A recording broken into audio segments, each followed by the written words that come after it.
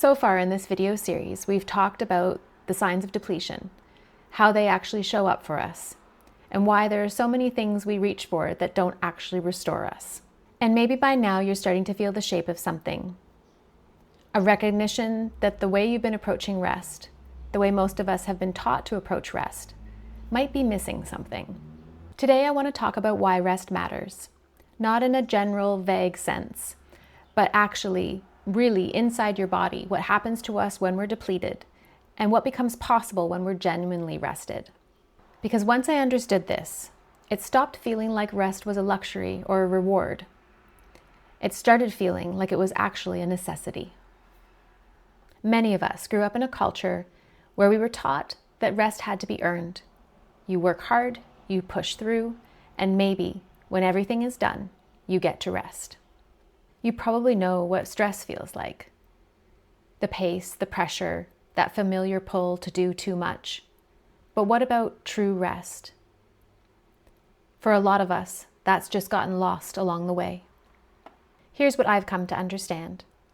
Rest is the natural antidote to stress, and not in just a feel-good kind of way. Science is now actually recognizing this as essential, not optional, not lazy, essential. One of the most important things I would like you to take away from this video, if nothing else, is this. Sleep and rest are not the same thing. We touched on this in the last video, but I want to go a little deeper here, because many of us have been trying to solve rest problems with more sleep and wondering why it isn't working. Our cells don't fully replenish on sleep alone. As we age, our cells actually slow down their natural ability to rebuild. If we layer stress on top of that, that actually accelerates the process. So therefore, if we are living chronically depleted, we are actually aging faster. If you're more of a visual person like I am, I now want to show you something that really brought this home for me. The next graphic is an image of what happens on the cellular level, the difference between a stressed cell and a rested one. This is a graphic from a study published by the Well Institute of Neurosciences at the University of California. So what you're looking at here are 5 things that change depending on whether our cells are stressed or rested. Our mitochondria, the energy producers of our cells, get damaged under prolonged stress, leaving what the researchers describe as defective bits behind. But during deep rest, a process called apophagy kicks in and begins recycling that damage. Our telomeres, the protective tips on our chromosomes, actually shorten under stress, accelerating cellular aging.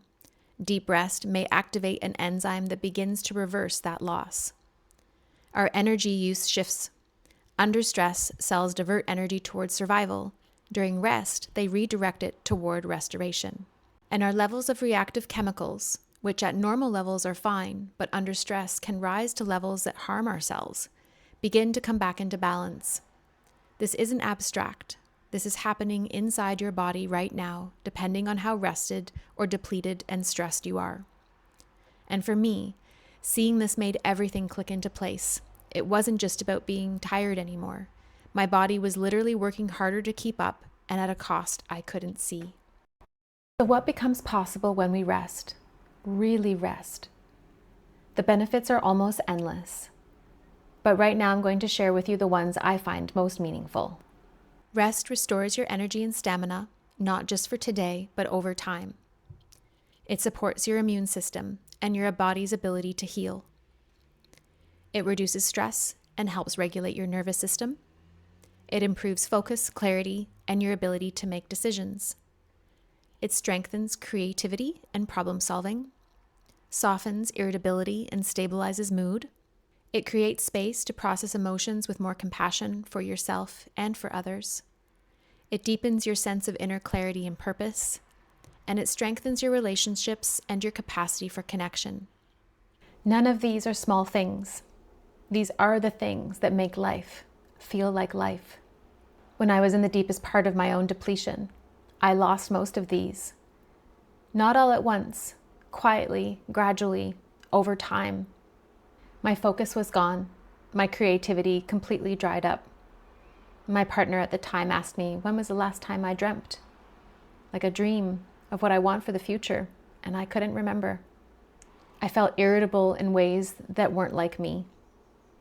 And the disconnection to my social circle, not wanting to spend time with friends, that was a real wake-up call.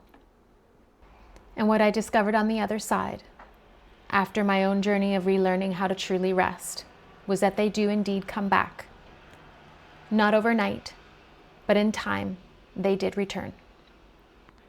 And that's what rest does. It doesn't just stop the depletion, it rebuilds what was worn down. So we've covered a lot of ground together in these last 4 videos. Maybe you understand the pattern now. You recognize the signs. You know what doesn't work, and you're beginning to understand why rest matters at a level that's far deeper than just feeling less tired. And now there's one more final piece. Because knowing all of this is just a start, but to have a way to actually apply it to your life, in your body, wherever you're at now, that's where the real shift happens. In the next video, I want to introduce you to the Rest Uncovered method, 5 phases and 5 areas of rest. It's designed to meet you where you're at, whether that's in the early stages of depletion, the whispers, or deep in the alarm bells, or somewhere in between. It's the framework or the map that I wish I'd had during my own experience, and that has now changed everything as I follow it every day, because who wants a stressed out rest consultant working with them? I hope it will help change everything for you too. I'll see you there.